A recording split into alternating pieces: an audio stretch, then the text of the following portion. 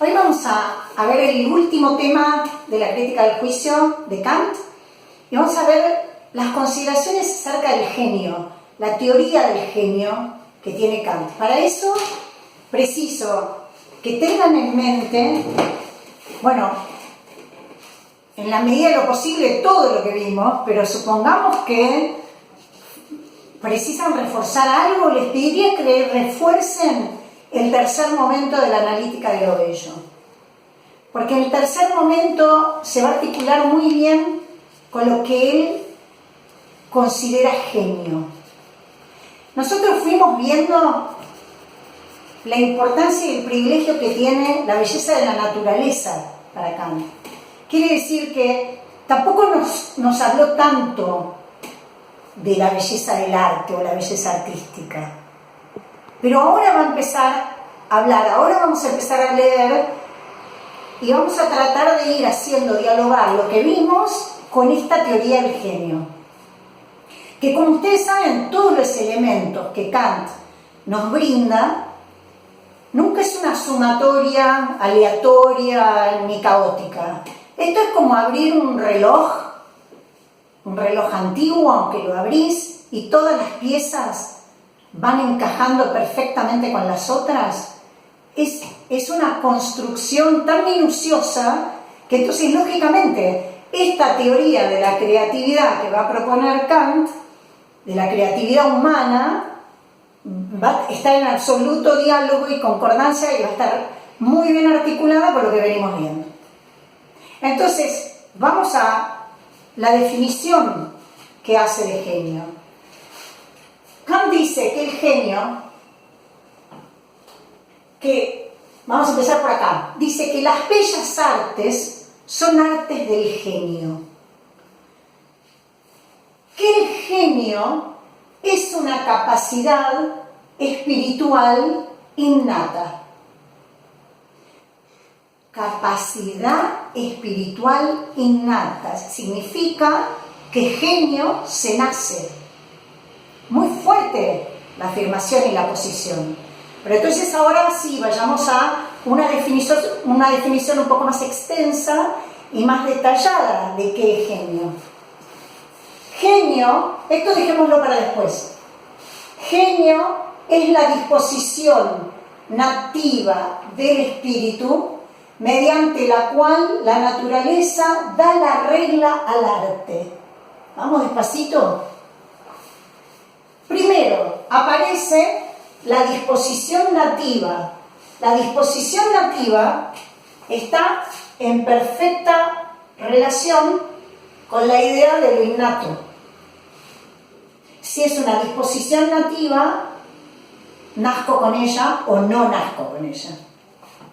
Del espíritu, mediante la cual la naturaleza da la regla al arte. ¿Qué naturaleza? ¿De qué naturaleza habla?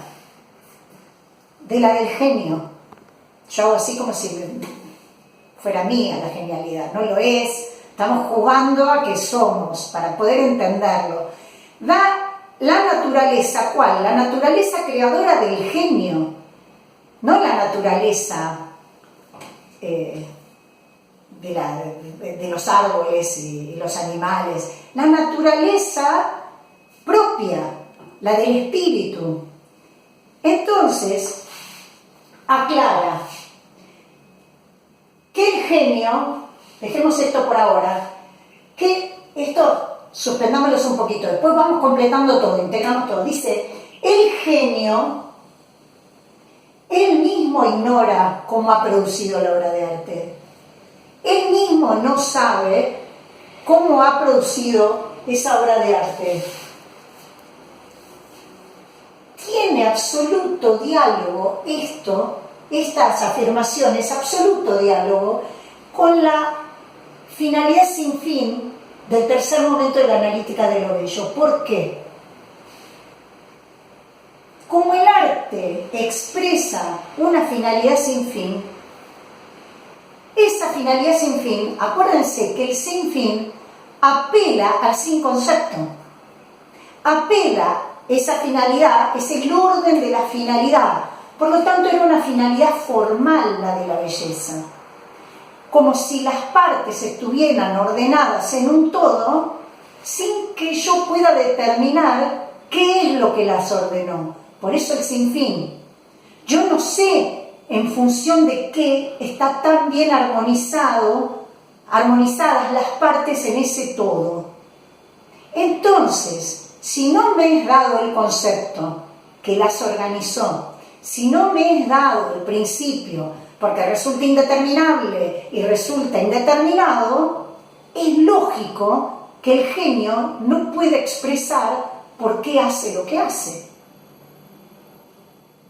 Si el genio supiera cómo es que él crea el bello arte, tendría conceptos.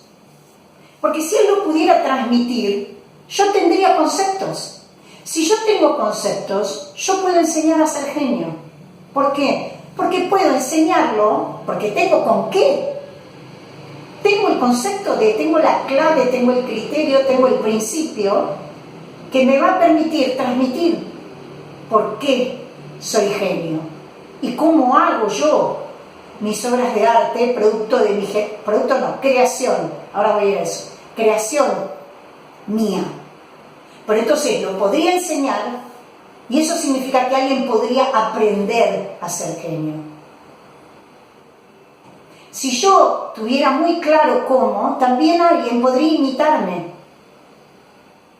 Pero como la naturaleza creadora mía me dicta las leyes, yo no sé por qué hago lo que hago. Entonces mal puedo enseñarle a cualquiera. Por eso, lo que dejamos pendiente acá, si el genio es una capacidad espiritual innata, entonces no se puede transmitir. Entonces no se puede imitar. Entonces no se puede enseñar a ser genio, tampoco se puede aprender, por lo tanto. Entonces, esto dialoga muy bien con que lo bello place sin concepto. Si nos diera satisfacción a través de un concepto, sería transmisible. Resulta que no es transmisible. Por tanto, yo lo aclaraba acá, no es reductible a conceptos, ni tampoco a preceptos objetivos. Si fuera así, lo podemos transmitir, lo podemos enseñar. La norma y la regla de producción de mi arte, el bello, la norma y la regla de producción, dice Kant, ha de ser algo que escape a la reflexión y a la intención inmediata. Es decir, si no hay conceptos para transmitirlo, eso que se dicta, eso que le dicta la naturaleza creadora al genio para producir la obra de arte, tiene que ser algo que escapa a la reflexión, porque yo reflexiono con conceptos, pero entonces escapa a la reflexión.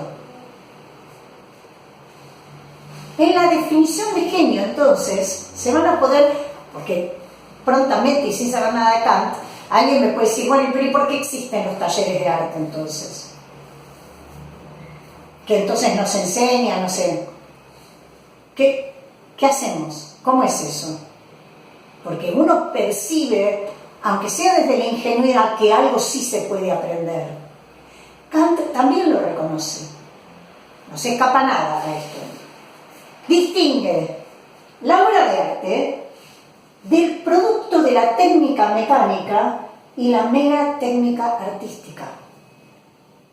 Quiere decir que él percibe que hay algo que sí es transmisible, pero eso que es transmisible es el producto de la técnica. La técnica artística sí la puedo transmitir, sí se puede enseñar, sí se puede aprender, sí se puede imitar. Él dice, puedo pensar cómo transmitir lo que sería un cuadro bien compuesto. Puedo determinar y enseñar cuando una sinfonía obedece a las leyes de armonía y composición, y eso se puede transmitir.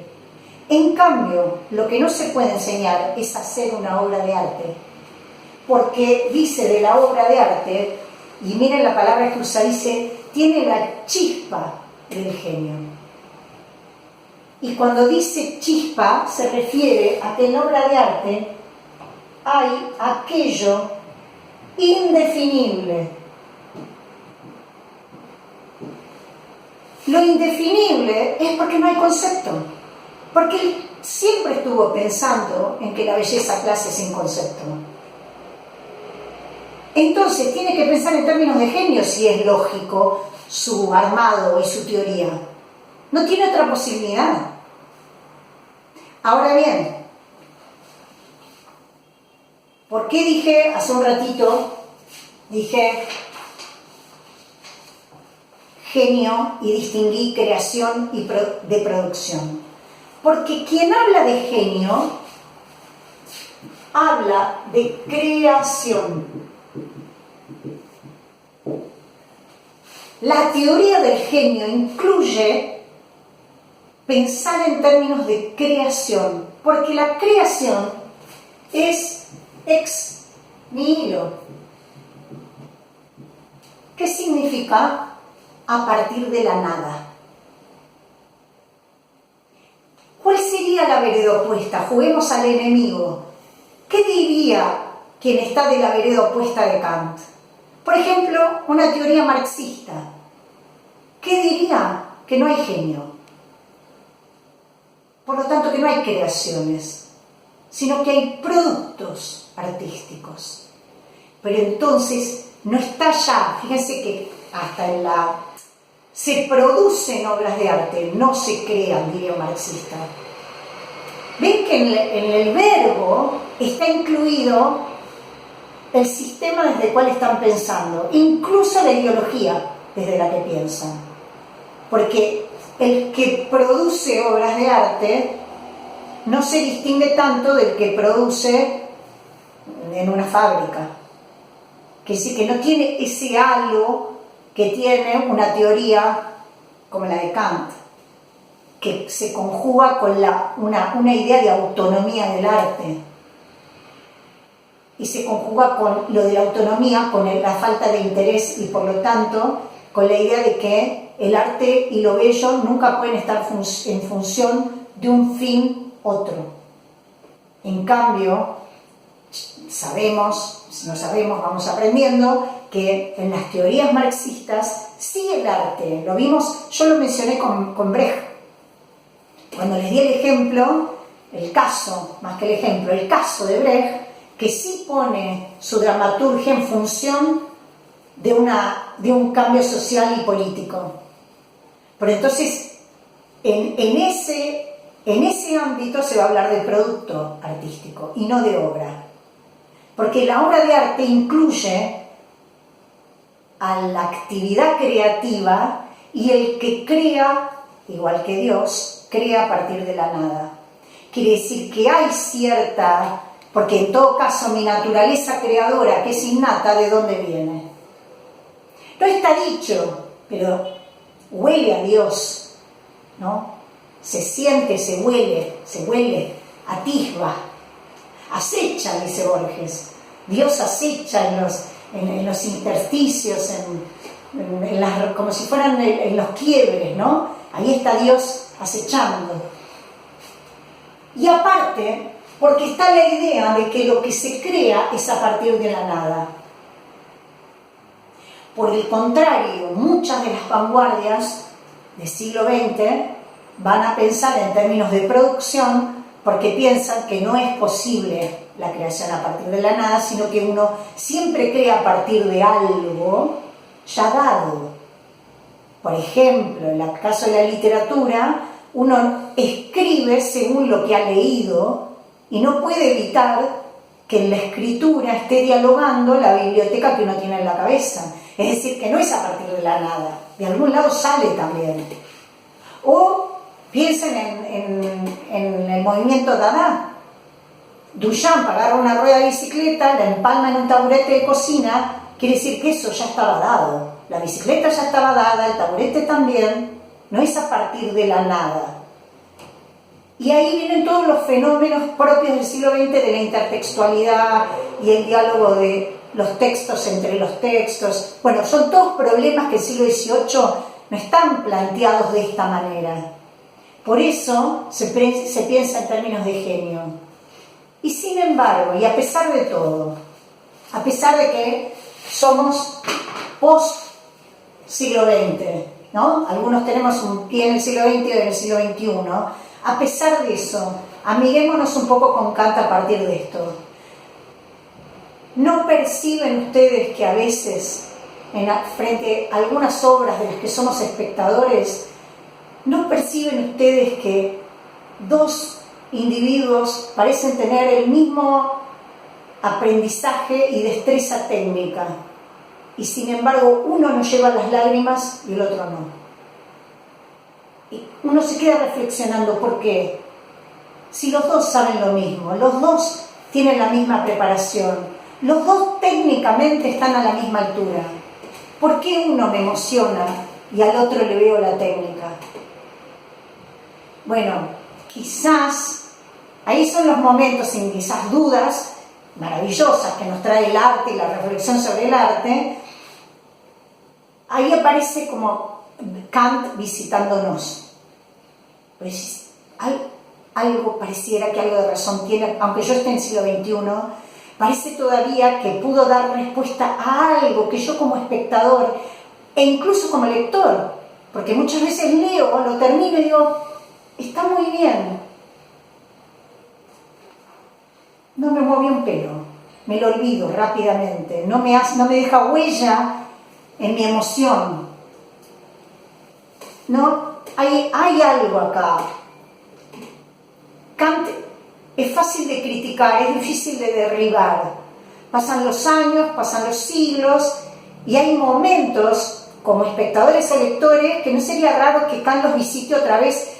Como, no es alguien que uno pueda deshacerse de él fácilmente, porque algo vio, y esta sensación de que a lo mejor dos estudiantes pueden estudiar lo mismo, y uno de golpe hace algo que no estaba dictado en esa técnica, se le ocurre algo, y el otro está muy bien todo lo que está haciendo, es muy aplaudible, se pueden escribir muchos papers, pero eso es lo maravilloso del arte, que uno no puede terminar de cerrar, que no puedes terminar de sacar conclusiones totalmente inamovibles. Por eso esta materia sigue pensando, y van a ver que pasamos del siglo XVIII, vamos a ir al siglo XIX, después al XX, y siguen los autores reflexionando sobre qué cosa es el arte, con lo cual también podríamos pensar que Kant sigue teniendo razón, porque si le seguimos dando al pensamiento y a la reflexión sobre el tema, es porque no hay conceptos definitivos, porque a lo mejor ese principio que daría respuesta a todo es indeterminado e indeterminable. Quizás, porque hay otros sistemas que abordan esta problemática desde otro lugar, y por un rato nos olvidamos de Kant. Estoy tratando de que les guste Kant. Espíritu, dice Kant, es el principio que anima. El espíritu es la facultad de la exposición de las ideas estéticas. Entonces, hay algo denominado espíritu allí, que está en relación con el genio. El arte es una creación tan natural como los productos de la naturaleza. Entonces, el genio no recibe de afuera las reglas para su arte, dice Kant. Él mismo se las crea. Acá está la idea de que no recibió de afuera lo que le hizo hacer lo que hizo, sino que él mismo se crea esas reglas. ¿Por qué se le ocurrió pintar de esa manera? ¿Qué le pasó? ¿Cómo se le ocurrió? Muchas cosas las aprendió, pero ¿por qué se le ocurre eso? Probablemente, con la teoría de Kant, uno le pregunta al genio, el genio mismo, él mismo es naturaleza creadora, por nativa disposición. Acá está, el genio es naturaleza creadora, por nativa disposición, no imita la naturaleza, no la corrige tampoco, pero no sabe responder por qué hizo lo que hizo. el arte, entonces, según Kant, no se aprende como si se aprende la ciencia, porque la ciencia la aprendo a través de conceptos. El arte obedece a normas que surgen de lo espontáneo, justamente surgen de lo profundo y surgen de manera espontánea de su alma, del alma del genio, sin que el genio mismo las pueda formular con toda exactitud. No lo sabe. Esto es muy interesante porque entonces hay como un recurso bastante visitado, que es que cuando uno va a escribir algo sobre una obra, va y le hace una entrevista al artista. Quizás sea lo menos oportuno hacer eso, porque si el artista tiene que explicar por qué hizo lo que hizo, quizás la obra de arte no está siendo del todo expresiva, ni está dando, no habla ella, que hay que ir a buscar a ver qué dice su padre de ella. Y por otro lado, es creer, supone que el artista sabe lo que hizo y por qué lo hizo. Claro que siempre es curioso y uno quiere escuchar al artista, a ver qué tiene para decir. Pero un maestro que tuve decía, al artista hay que consultarlo al final, cuando uno ya terminó. Y en todo caso ponerlo hacia el final del estudio, como una curiosidad. Pero no hay que darle la palabra al artista, porque el artista nos obliga a verlo como él cree que lo terminó de hacer, de la manera que él cree que lo hizo. Y eso es suponer que él sabe por qué hizo lo que hizo. Son todas decisiones, todas muy discutibles, ¿eh? Estoy planteando la problemática, cada uno después sabrá qué hace cuando analiza una obra o quiere comentarla. Cada uno sabrá después qué camino toma, pero estos son los problemas también. En ese sentido, el genio, en Kant, es el favorito de la naturaleza. Porque justamente el espíritu sería ese principio vivificante del alma, que consiste en la facultad que tiene para expresar las ideas estéticas. Las ideas estéticas son representaciones de la imaginación. Ahora es una imaginación productiva, que es la que crea, a partir de la materia que la naturaleza le da, el mármol, supongamos, crea así otra naturaleza, la estatua, el monumento, la escultura. De alguna manera esas ideas estéticas, como son representaciones de la imaginación, provocan mucho pensamiento, pero siempre sin concepto. Y siempre se encuentran esas ideas estéticas por encima de los límites de la experiencia. Por eso en algún punto, y a lo mejor algún comentador, las hace dialogar con lo que sabemos que son las ideas de la razón. ¿Se acuerdan que eran alma, mundo y Dios? Porque justamente no se pueden alcanzar, no se pueden conocer, ¿no? Son esos conceptos puros a los que no se adecua ninguna intención, ninguna intuición sensible, ¿no? Entonces quedan sin concepto. Esas ideas estéticas entonces dan mucho que pensar, hacen que justamente las ideas de la razón sean una especie de caja de resonancia. Hay algo que las une, hay algo de contagio entre esas representaciones. El genio, entonces, así pensado, podríamos ponerlo, es el locus. Locus es lugar en latín. El genio es el lugar, es el ámbito de la mediación entre el arte y la naturaleza. ¿Se entiende? El genio sería ese lugar en el que median la naturaleza y el arte. Y justamente consiste en una proporción de las facultades del conocer. Por eso no es una proporción que depende del talento de la naturaleza creadora. Es decir, no es enseñable, dijimos, no es aprendible, y se sitúa ese locus entre la libertad y la legalidad.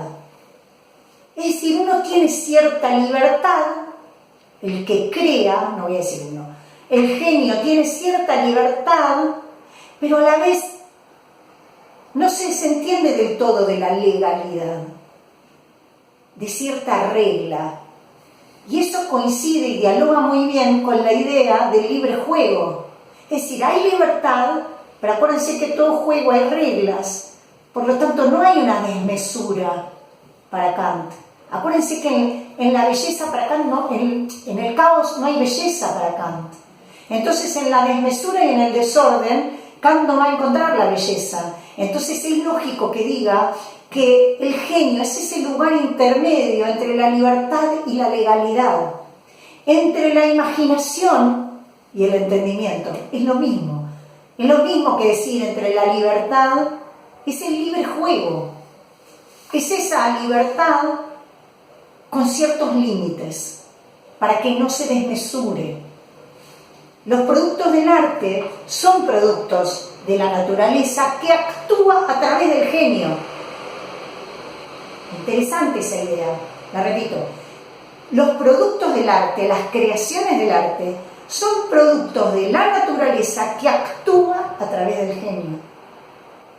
Y en esas obras de arte, finalmente, no hay regla conceptualizable, porque la belleza de la naturaleza no es conceptualizable, porque es indeterminada y por lo tanto toda obra de arte va a conservar esas características, esos rasgos.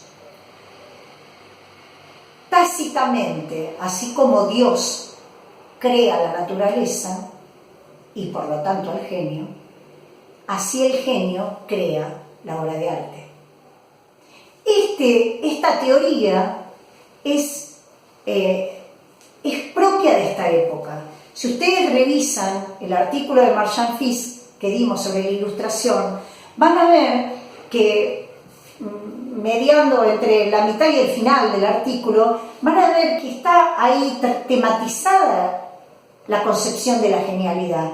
Es propia de la edad moderna la genialidad, porque hay un rechazo de las reglas, hay un rechazo al aprendizaje en esta época de la Ilustración, se le concede relevancia al acto creador. Ven que Kant está inserto en esta edad moderna y en esta época. Hay una idea de liberarse de la subjetividad, que la subjetividad se libere de sus ataduras. Hay una defensa apasionada en cuestiones morales, teológicas, estéticas. Y también es una época donde se defiende la autodeterminación. Es decir, que hay un culto al genio que no está solamente en Kant, está en la época. Y ese culto al genio está ligado al genio entendido como un don. El don, por eso, en algún punto, la naturaleza, lo dice Dios, lo ponemos entre paréntesis, pero dice, la naturaleza le da la regla al genio, pero entonces hay una idea de don, y la idea de don innato, don es una gracia. Tener un don es tener una gracia, y la gracia tiene origen divino. Quiere decir que, cuidado, Kant no lo está planteando en esos términos tan definidos y de modo tan frontal, pero esta época piensa a la genialidad como don innato, y también porque está pensando que esa obra que crea el genio, la obra del genio, tiene carácter ejemplar. Y fíjense que el término ejemplar, que lo van a leer en Marchand Fils, a nosotros nos resuena el cuarto momento de Kant, por la necesidad ejemplar, porque es ejemplo de una regla que no se puede dar. ¿Por qué? Porque no tiene conceptos. Así que vean que todo el texto de Marchand Fils, cuando habla de la genialidad, está dialogando también, no solo con la época, está dialogando con la teoría de Kant. Por eso hay una idea de que lo que crea el genio es modelo, por eso lo de ejemplar, porque es modelo de creación. Y esto da cuenta porque es la época, de que hay un abandono de todas las normativas estéticas. Hay un abandono de seguir el modelo típico de lo clásico, ¿se acuerdan? Que era el modelo clásico que había que imitar. Entonces, con el genio, ahora con el genio aparece como, Bayafis va a decir, natura naturata. Eso significa que el genio es una criatura más, entre otras muchas de la naturaleza. Ahora el genio es natura naturata, pero también es natura naturans. Natura naturans es porque el genio ahora es principio creador, es naturaleza formadora.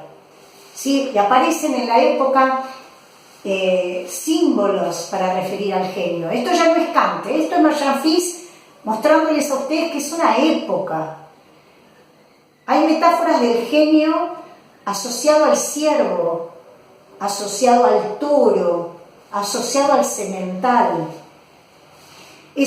Aparece la idea, por eso, de plasmar, de moldear, de formar, de fuerza creadora, todas ideas que también están condensadas en la obra de Goethe. Están en el poema Prometeo de 1774 de Goethe. Es la idea de que en el hombre existe una naturaleza formadora y creadora. Y Prometeo es la figura que aparece como portadora de luz. Por eso es portadora de fuego también. Evoca todas metáforas muy ilustradas por la luz, el fuego, asociadas a la verdad. Y a la vez, porque en Prometeo está la idea de escultor y constructor del mundo. Por eso Prometeo de Goethe sería como el creador por antonomasia. Es un poco Dios, es un semidios Prometeo, o un otro Dios, es un alter deus, ¿sí? Por eso Prometeo es símbolo del artista y representa justamente la capacidad autocreadora del hombre y su lucha por la libertad. Y vean que en Kant está todo este ambiente. Este es el ambiente en el que Kant produce su obra, su pensamiento, la fuerza de su pensamiento, pero al mismo tiempo se nota que es hijo de la Ilustración y pertenece a esta edad moderna del pensamiento. Así que bueno, con esta reflexión cerramos Kant y ahora vamos a revisar, para darles una suerte de contexto de si esta teoría considera el innatismo, una disposición innata del espíritu a la genialidad, solamente para darles un panorama de otras teorías de la creatividad y para incorporar un poco a Platón, que también pensó en términos de inspiración divina.